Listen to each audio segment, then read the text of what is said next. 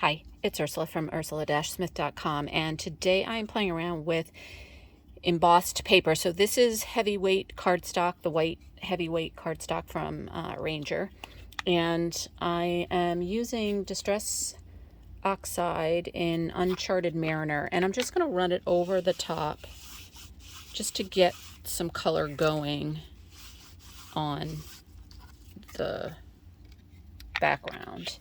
And then I'm going to come in with some distress oxides, and let's see, what am I in the mood for? Let me try. This is probably going to be weird. I'm going to do some Mermaid Lagoon, and then I'm trying to find, here it is, one of my favorites, which is frayed burlap.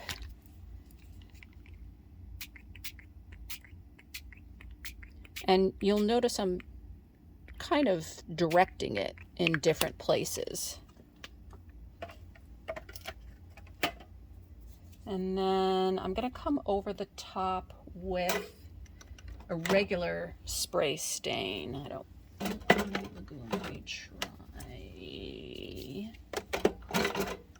going to try Salvage Patina. And I'm going to go over the top. And so hopefully that will oxidize the Distress Oxides that are underneath.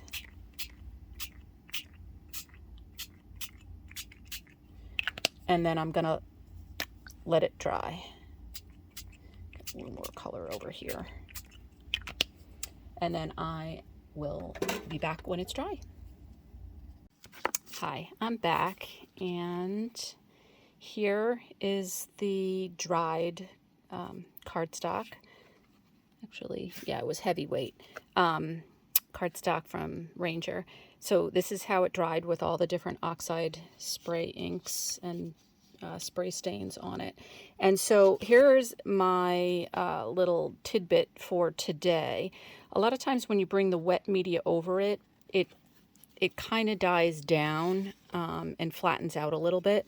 So once I've used the design to kind of help me direct the colors where I want them to go, and I let them dry, I can put this back into the embossing folder. And usually I just kind of line it up with the back side. Sometimes you can visualize it, but a lot of times it might work better if I had it the right way.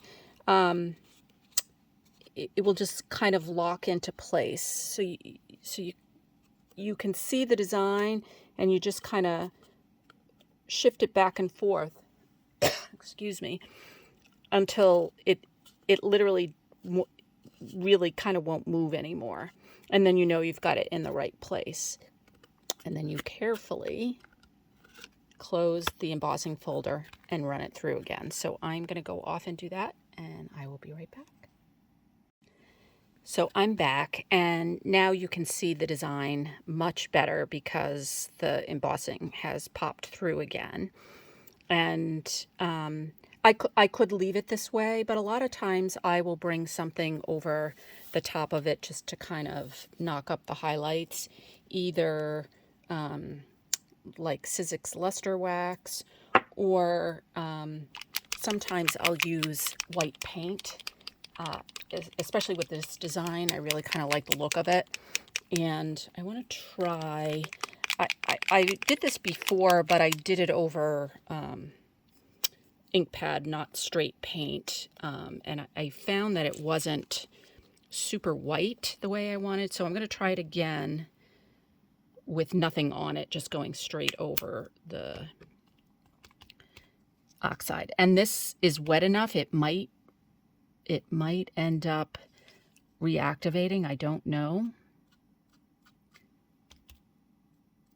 Yeah, see, it's a very fluid paint, so it's not super white. And so in that case, I just I just use something else. So I have got Amsterdam kicking around. It's a thicker, whiter paint. If you've got gesso, you could probably use that too. And then I just kind of lightly brush. And you kind of want to take your time here, because you do want some of those colors to still show. So we're just really trying to accent the tops and edges of things. And of course I did not put out enough paint, but so you kind of get the idea. So the tip for today really was using an embossed image, you know, from an embossing folder to kind of guide you as you're putting colors down with the spray stains. But then of course you'll lose some of the definition, but then you could just obviously, this is probably very obvious to everybody, but just in case, you can just run it through the embossing folder again.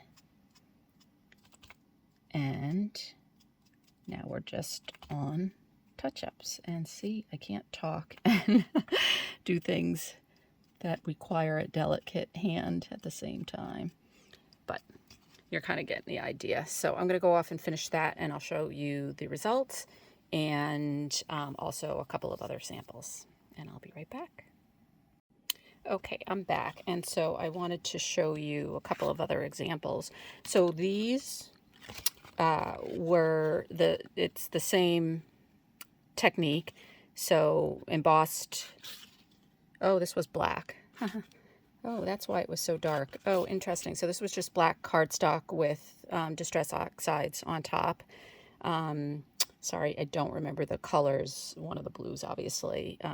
It might have even been frayed burlap with just water. I don't remember.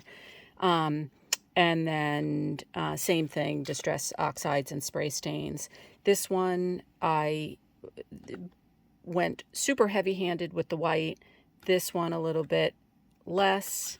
And then this one, the lightest of them all. So you can kind of see the progression of, you know, a lot of white, medium amount of white to very light. And then this one I added just a little bit of gold for a little bit of extra. And then this one is just gold instead of the white. I think I stepped on it when I was drying, so I don't know what that is, but same kind of idea.